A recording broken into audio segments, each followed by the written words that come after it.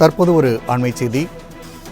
அமைச்சர் ராஜகண்ணப்பனுக்கு பொன்முடியினுடைய துறையானது ஒதுக்கீடு செய்யப்பட்டதற்கு ஆளுநர் ஒப்புதல் அளித்துள்ளதை நாம் அண்மை செய்தியாக பார்த்துக் கொண்டிருக்கின்றோம்.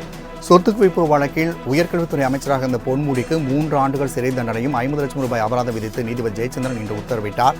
இதனைத் தொடர்ந்து அவருடைய துறையானது ராஜகண்ணப்பனுக்கு கூடுதல் பொறுப்பாக வழங்கப்படும் என்று முதலமைச்சர் தெரிவித்திருந்தார். தற்பொழுது முதலமைச்சர் மு க ஸ்டாலின் பரிந்துரை ஏற்று ஒப்புதல் அளித்துள்ளார் ஆளுநர் ஆர். ரவி. அதனை நாம் அண்மை செய்தியாக பார்த்துக் கொண்டிருக்கின்றோம். மேலும் கூடுதல் விவரம் செய்த நந்தினி வழங்க கேட்கலாம். நந்தினி, தற்போது இது குறித்தான கூடுதல் விவரங்களை பதிவு பண்ணலாம். வணக்கம். பொன்முடி வசம் இருந்த உயர்கல்வித்துறை கூடுதல் பொறுப்பை அமைச்சர் ராஜகண்ணப்பனுக்கு ஒதுக்கியதற்கு தமிழ்நாடு ஆளுநர் ஆர். என். ரவி தற்போது ஒப்புதல் அளித்திருக்கிறார்.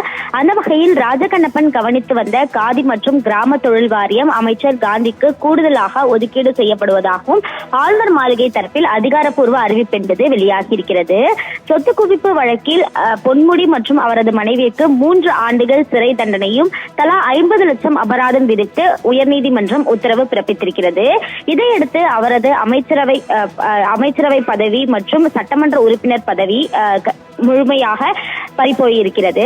இந்த நிலையில்தான் பொன்முடி கையாண்ட தொழில்நுட்ப கல்வி, மின்னணுவியல், அறிவியல் மற்றும் தொழில்நுட்பம் உள்ளிட்ட உயர்கல்வித்துறைக்கு சம்பந்தப்பட்ட துறைகள் அனைத்தும் பிற்படுத்தப்பட்ட அமைச்சர் ராஜகண்ணப்பன் கூடுதலாக கவனிப்பார் என தமிழ்நாடு அரசின் சார்பில் ஏற்கனவே அறிவிப்பு வெளியிடப்பட்டது. இந்த நிலையில் தமிழ்நாடு அரசு அனுப்பப்பட்ட கடிதத்திற்கு தமிழ்நாடு ஆளுநர் ஆர். என். ரவி தற்போது ஒப்புதல் அளித்திருக்கிறார். அது மட்டுமல்லாமல் ஏற்கனவே பிற்படுத்தப்பட்டோர் நலத்துறை அமைச்சராக இருக்கக்கூடிய ராஜகண்ணப்பன் காதி கிராம தொழில் வாரிய இலாக்காக்கள் கூடுதலாக கவனித்து வரக்கூடிய நிலையில் அந்த இலாக்காக்களை பொறுத்தவரையில் தற்போது கைத்தறி மற்றும் துணிநூல் துறை அமைச்சர் காந்திக்கு ஒதுக்கப்படும் எனவும் முதலமைச்சரின் பரிந்துரைக்கும் தமிழ்நாடு ஆளுநர் ஆர். என். ரவி தற்போது ஒப்புதல் அளித்திருக்கிறார்.